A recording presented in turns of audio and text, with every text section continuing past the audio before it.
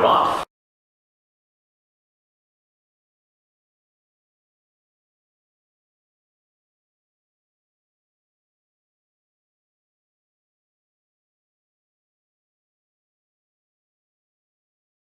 As Blame Dixie arrives at the top of the stretch in front. Goes by a half mile in 45 and 4 and turns for home with the lead. Blame Dixie straightens out in front by 2. Competitive Player is running in second on the rail in Spectacular Flash. And then it's Arella Princess and Sunset Silhouette. Blame Dixie by the 16th pole, still 2 in front. Competitive Player, Sunset Silhouette, and Spectacular Flash behind her as Blame Dixie wins it. Then Competitive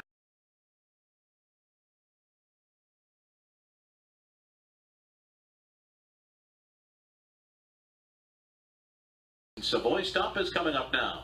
Savoy Stomp is circling up on the far outside and is making strong and steady progress up on the outside of Jack Tripp and now has taken the lead. Savoy Stomp has taken over at the top of the stretch and Tennessee's in trouble. He's fourth and dropping back. They're coming to the top of the stretch. Savoy Stomp turning for home in front by 2.5 lengths. Over Jack Tripp, Tarpey Surprise, and Nauset Beach, who has now moved up into fourth. As they come into the final 16th, it is Javier Castellano and Savoy Stomp coming home on top. Tarpey Surprise was second, and then came Jack.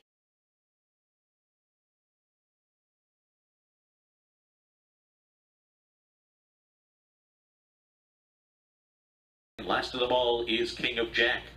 Coming toward the quarter pole, Cannon Dog dead even with Natalie LaRose. And right behind them comes Hissy Fit, who has come under a ride from third.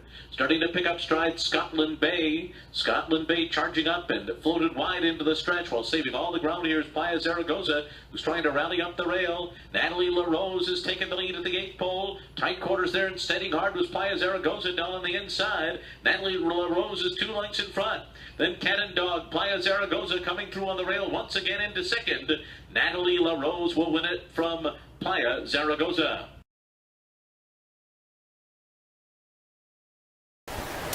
It's Saturday, March the 5th, Gulfstream Park Handicap Day. Came out here both yesterday and today with my father-in-law Ed, just 2 retired guys at the track.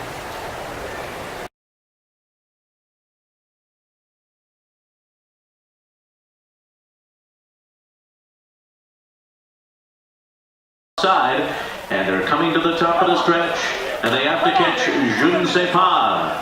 Je ne sais pas comes to the final furlong in front, but here comes Florent Giroux and Wind Warning moving up on the outside second. Now 2.5 lengths behind as they come down to the wire. The winner is Je ne sais pas. Actually, doubled the bet. First win at Gulfstream and first win of the day.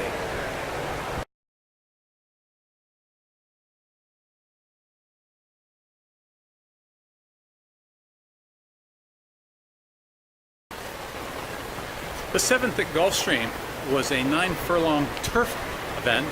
It was a conditional allowance race. I love races like this. This race had the conditions of non-winners of 4 other than or for horses that have not won a race since September the 5th. Check out the past performances of number 5, World Approval.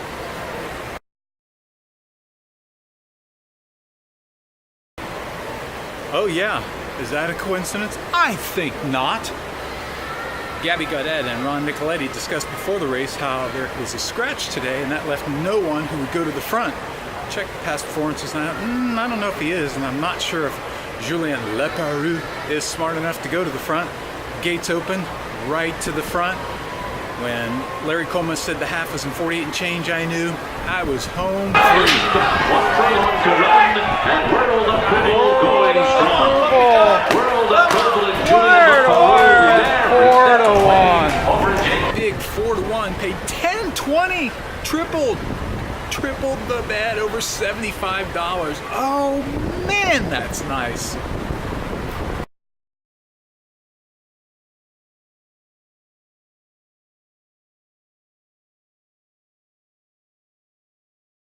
23 flat.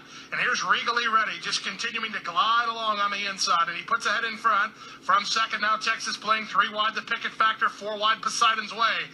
Recount is trying new tactics. He's got a good run of it down toward the inside. 2 better than his stablemate OTB Bob, then the Truth or Else and Springboard, and they run to the top of the stretch. With the lead, it's Regally Ready off the top of the turn with a 2-length lead. Angling off cover, here's Recount from second. The Truth or Else saves ground third. OTB Bob down the center. Through the final furlong, it's Regally Ready. He's confidently handled these 3 on top. OTB Bob, then Recount, and the Truth or Else. But here's a racehorse pro. Here's Regally Ready for career win 20. The bet of the day at Oakland, 20 to win on Regally Ready. That's win number 7.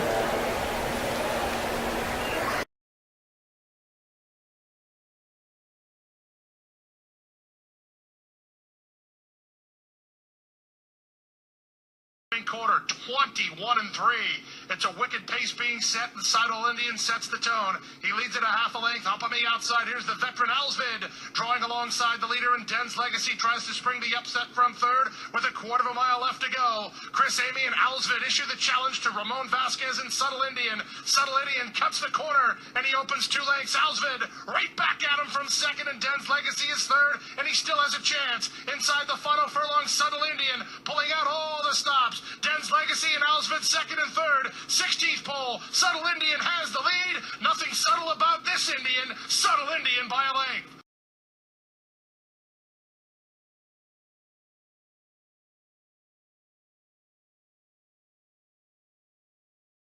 Race 5 at Santa Anita was the Grade 3 Santa Ysabel. It featured unbeaten champion Songbird. She's facing 8 other fillies. I think she could win the Kentucky Derby, but she's running in the Oaks, say her connections. Using this as a tune-up, Mike Smith and the irons, they went right to the front. Songbird ambles away by 3.5 lengths. Jade Princess is second. My Dynamo third, but under heavy persuasion, followed by Landover Sea, who's making up a little ground. At the head of the others, Mocat creeping through, 5th towards the inside, but Songbird is about 5 in front of the quarter pole. Songbird turning for home by 6 lengths and still being cuddled by Mike Smith. Jade Princess second, being joined on the outside by Landover Sea, but he hasn't breathed on the undefeated champion, the filly. Songbird past the 8th pole by a half dozen lengths. Landover Sea is second. She's giving game but fruitless pursuit. It's old Songbird. She's got them beaten to a frazzle. How'd you like to earn 60 grand as easily as this? Songbird wins by 12. The bet of the weekend. 50 to win 3 times. Nice. 8 wins today as we leave. A great day out here with my father-in-law.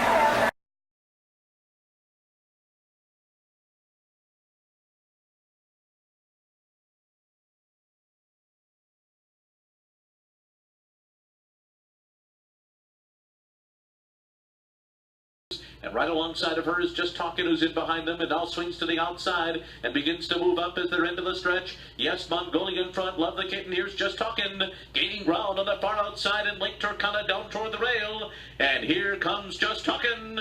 Just Talkin' on the outside of Love the Kitten. Just Talkin' just got there.